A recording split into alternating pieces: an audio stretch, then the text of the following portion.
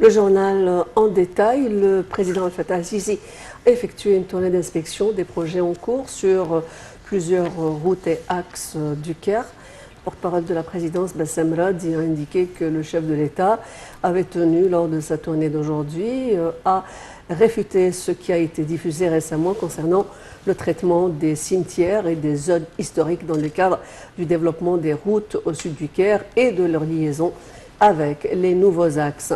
Il a souligné l'importance de ne pas se laisser entraîner dans le scepticisme délibéré et opinions malveillantes de certaines parties qui cherchent à saper les énormes efforts déployés par l'État, des efforts qui visent à trouver un équilibre entre l'atténuation des effets de la pollution des véhicules et la fluidité du trafic en améliorant les propriétés des rues et en exploitant toutes les surfaces disponibles pour cela et en protégeant les capacités historiques de ces zones et leur préservation grâce à de nombreuses solutions innovantes telles que la construction de ponts. Le porte-parole a ajouté que la tournée du président a compris l'inspection des travaux sur l'axe Yas al-Rizq qui relie le sud du Caire à partir de l'axe Hasab al-Kafraoui et l'axe Samira Moussa en passant par le quartier Al-Asmarat et la nouvelle corniche Muqattam jusqu'à la zone Salah Salem.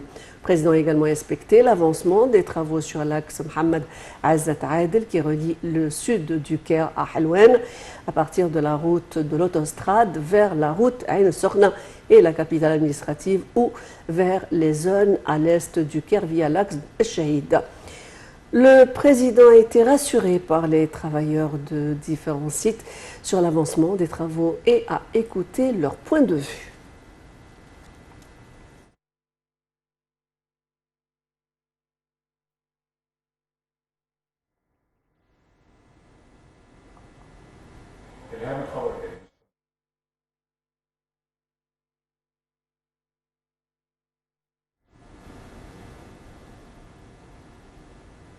Le président Abdel Fattah el-Sisi a adressé ses salutations et son appréciation aux paysans et agriculteurs d'Égypte, et cela à l'occasion de la fête du paysan égyptien.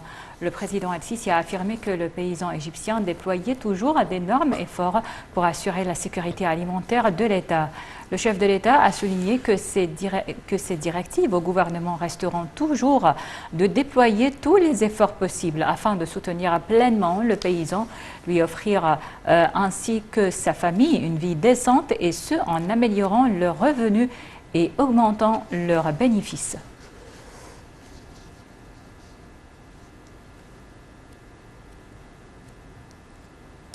Le président Abdel Fattah el-Sisi a présenté ses sincères condoléances et sympathies à la famille royale britannique, au Royaume-Uni, à son gouvernement et à son peuple ami. Sur sa page officielle sur les réseaux sociaux, le chef de l'État a affirmé la détermination de l'Égypte à coopérer avec le roi Charles III pour renforcer les relations des deux pays et peuples amis. Le chef de l'État a présenté ses condoléances à la nation britannique pour cette grande perte. Il s'est dit confiant en la capacité du roi Charles à combler le vide laissé par la reine Élisabeth II.